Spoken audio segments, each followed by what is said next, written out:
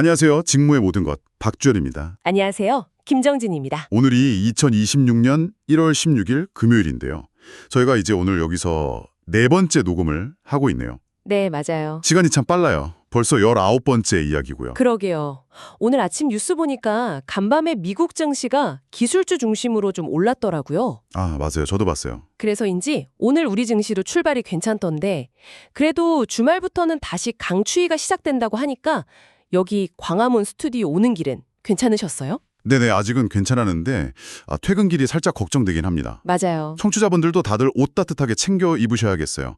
자, 그럼 저희도 힘내서 19번째 직무 이야기 한번 시작해 볼까요? 좋습니다. 오늘은 무역이나 물류 분야를 준비하는 분들이라면 정말 귀를 쫑긋 세우셔야 할 주제, 바로 수출 통관에 대해 제대로 파헤쳐 보겠습니다. 네, 우리나라에서 만든 물건이 해외로 나가는 첫 관문이잖아요. 막연하게 서류 작업이 많고 복잡할 거다 이렇게만 생각하기 쉬운데 오늘 그 전체적인 그림을 한번 시원하게 그려보려고 합니다. 맞아요. 이게 단순히 물건을 해외로 보내는 그런 행정 절차를 넘어서요. 네, 이걸 어떻게 활용하느냐에 따라서 회사의 이익이 달라지는 아주 전략적인 직무이기도 하거든요. 전략적이다. 네. 오늘 저희는 국가직무능력표준 NCS의 수출 통관 모듈을 바탕으로 실무의 핵심 포인트를 짚어드릴 겁니다. 준비 단계부터 실제 신고, 그리고 돈 버는 팁까지요. 오, 돈 버는 팁이요? 그게 제일 중요한데요. 그렇죠. FTA를 활용해서 우리 물건의 가격 경쟁력을 높이고 심지어 냈던 세금까지 돌려받는 관세 환급까지 수출의 A to Z를 다뤄볼 테니 끝까지 채널 고정해 주시죠. 좋습니다. 그럼 통관이라는 말부터 시작해 볼까요? 네, Customs Clearance, 말 그대로 관세선을 통과하는 것을 의미하죠. 관세선이요? 네, 각 나라의 세관이라는 문을 통과하는 모든 절차를 말하는데요. 물건이 들어오는 수입 통관, 그리고 오늘 우리가 다룰 물건이 나가는 수출 통관, 네, 그리고 들어왔다가 정식 수입 절차 없이 그대로 다시 나가는 반송 통관 같은 것들이 있습니다. 알겠습니다. 그럼 가장 궁금한 수출 통관의 실제 절차, 그 흐름은 어떻게 되나요? 모든 건 수출 신고에서 시작됩니다. 수출 신고. 네, 수출하려는 물품 정보를 담은 신고서를 세관에 딱 제출하는 순간 이 신고서는 세관의 CS 시스템, 그러니까 우범화물 선별 시스템으로 빨려 들어가요. 아, 시스템으로요? 네, 여기서부터 운명의 세 갈래 길로 나뉩니다. 세 갈래 길이라니 무슨 게임 같네요. 첫 번째 길은 뭔가요? 첫 번째는 가장 좋은 길이죠. 자동 수리입니다. 자동 수리. 네, 대부분의 정상적인 수출건들이 이 길로 가요.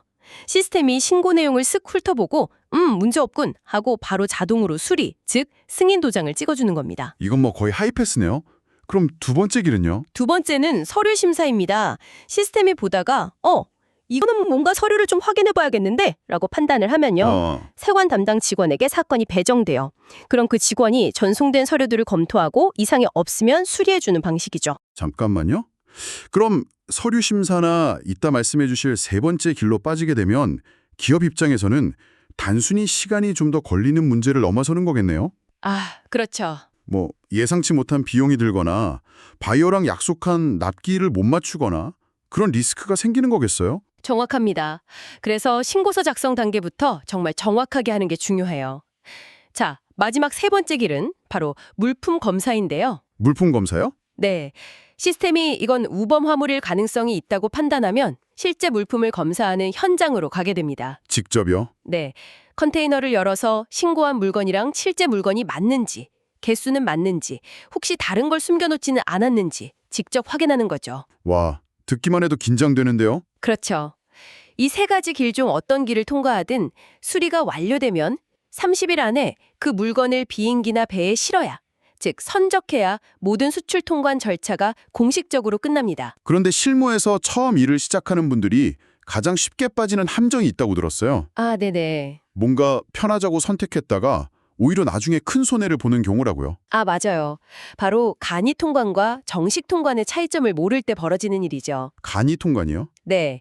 간이 통관은 말 그대로 절차가 간편해요. 개인이 쓰는 물품이나 무상으로 보내는 샘플, 그리고 물품 가격이 FOB 기준으로 400만 원 이하인 소액 물품에 적용됩니다. 네. 그래서 복잡한 서류 없이 진행할 수 있어서 편리하죠. 편리하면 좋은 거 아닌가요? 왜 함정이라는 표현을 쓰시는 거죠? 바로 그 지점의 핵심입니다. 간이 통관의 가장 큰 특징이자 이게 결정적인 단점인데요. 단점이요? 수출이 완료돼도 수출 신고 필증이라는 공식 서류가 발급되지 않는다는 거예요. 아, 그 중요한 서류가요? 네.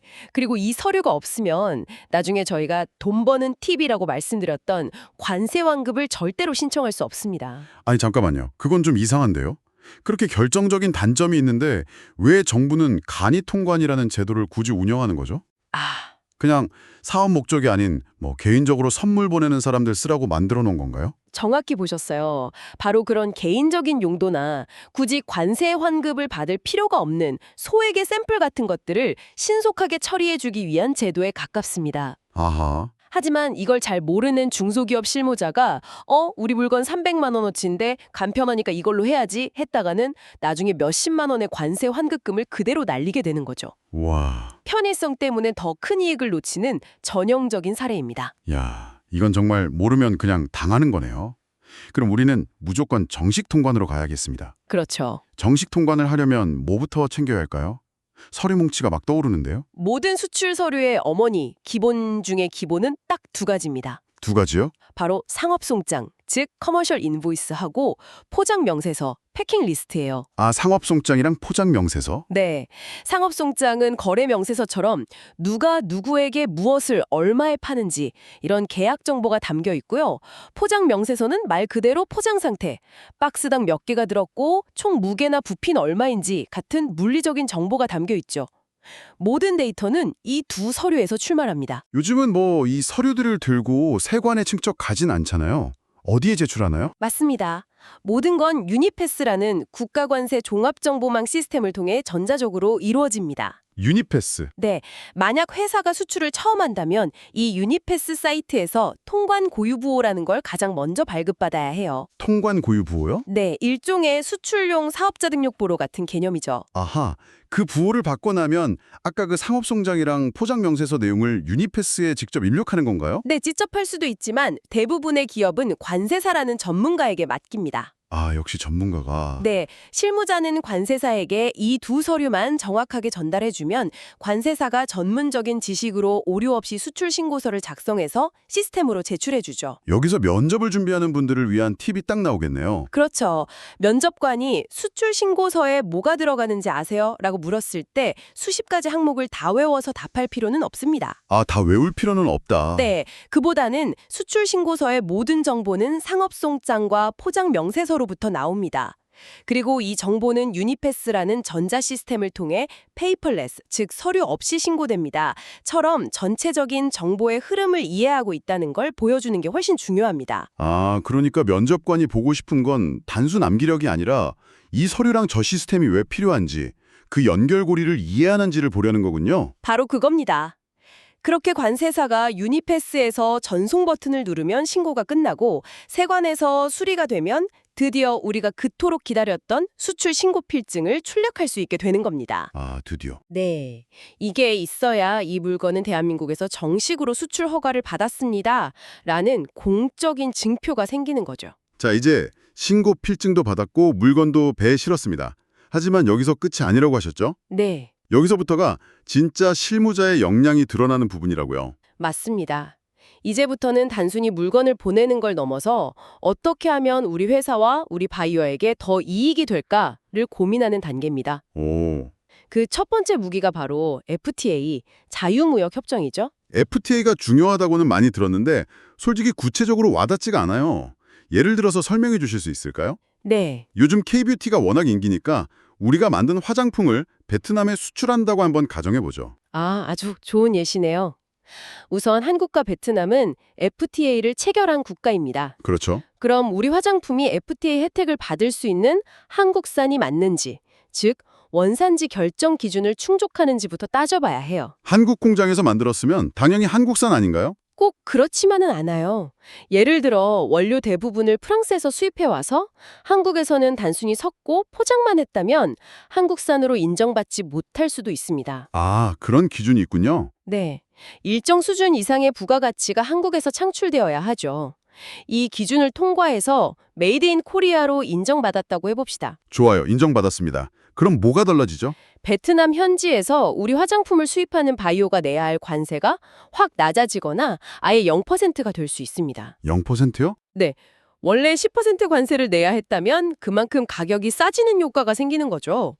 우리 제품의 품질은 그대로인데 바이어 입장에서는 가격 경쟁력이 엄청나게 생기니 당연히 우리 제품을 선호하게 되겠죠? 아, 이건 철저히 우리 물건을 사주는 바이어를 위한 혜택이군요. 맞습니다. 우리가 뭘 해줘야 바이어가 이 혜택을 받을 수 있나요? 가만히 있으면 자동으로 적용되지 않습니다.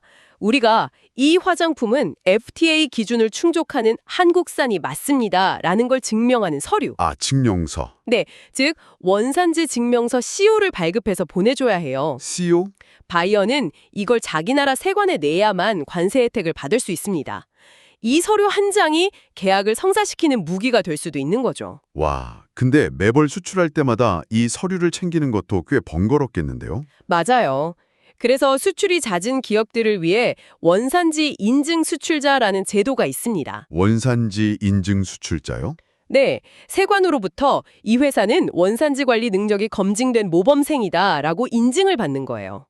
이 자격을 따면 원산지 증명서 발급 절차가 매우 간소화되거나 어떤 협정에서는 아예 상업송장에 인증번호 하나 적는 것만으로 원산지 증명서를 대체하기도 합니다. 오, 훨씬 편하겠네요.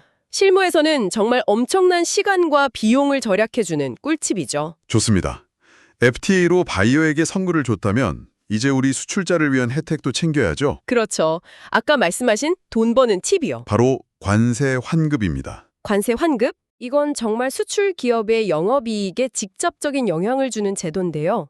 개념은 이렇습니다.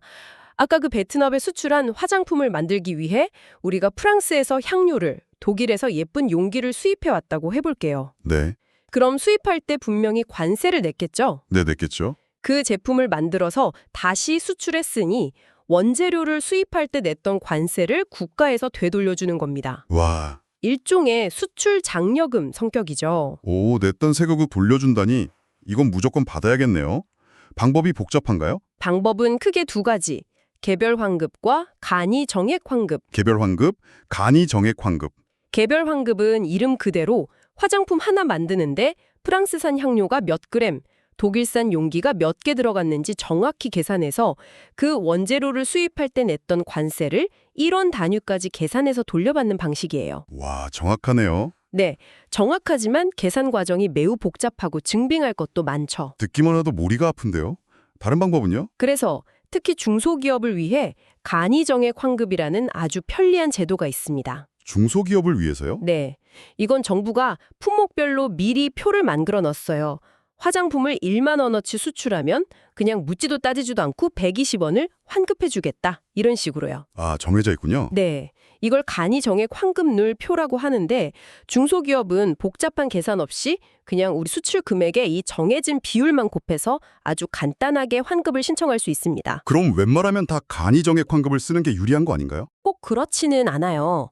만약 우리 회사가 고가의 수입 원재료를 많이 쓰는 편이라면 좀 복잡하더라도 개별 환급으로 계산했을 때 돌려받는 금액이 훨씬 클 수 있습니다. 아, 그럴 수도 있겠네요. 그래서 실무자의 중요한 역할 중 하나가 바로 이거예요. 우리 회사가 중소기업에 해당하는지, 우리가 수출하는 품목이 간이정액 환급률표에 있는지 먼저 확인하고 네. 두 가지 방식 중 어떤 것이 우리 회사에 더 이익인지 시뮬레이션 해보는 거죠. 이 판단 하나와 연말에 회사 회식 메뉴를 바꿀 수도 있습니다. 이야, 이거 정말이네요. 오늘 수출 통관의 전 과정을 훑어보니까 이게 단순히 서류 작업하는 행정직이 아니라 법과 제도를 이용해서 회사의 이익을 극대화하는 아주 전략적인 직무라는 생각이 듭니다. 맞습니다. 핵심은 정보의 흐름과 연결고리를 이해하는 거예요. 연결고리. 네, 맨 처음에 만들었던 상업송장의 데이터가 어떻게 수출 신고서로 흘러가고 그 정보가 다시 원산지 증명서의 근거가 되며 최종적으로는 관세 환급 신청의 기초 자료까지 되는지 이 전체적인 파이프라인을 머릿속에 그릴 수 있어야 합니다. 그렇군요. 오늘 저희가 다룬 내용보다 더 자세한 서류 양식이나 세부 절차가 궁금하시다면 NCS 국가직무능력표준 사이트에서 수출 통관 학습 모듈을 꼭 한번 찾아보시길 추천합니다. 정말 잘 정리되어 있거든요. 네, 오늘 저희가 다룬 건 국경을 넘나드는 물건에 대한 이야기였습니다. 그런데 문득 이런 생각이 드네요. 요즘은 게임 아이템이나 소프트웨어 구독 서비스, 웹툰처럼 눈에 보이지 않는 디지털 재화의 수출도 정말 활발하잖아요. 아, 그렇죠. 이런 무형의 상품들을 수출할 때의 통과는 과연 어떤 모습일까요? 어쩌면 미래의 무역 실무자는 지금과는 전혀 다른 종류의 서류와 시스템을 다루게 될지도 모르겠다는 생각이 듭니다. 충분히 그럴 수 있겠네요. 이런 변화의 흐름 속에서 또 어떤 새로운 직무가 필요하게 될지 생각해보는 것도 재밌을 것 같네요. 직무의 모든 것, 오늘은 여기까지입니다. 네, 다음 주에 더 유익하고 재미있는 직무 이야기로 돌아오겠습니다. 감사합니다.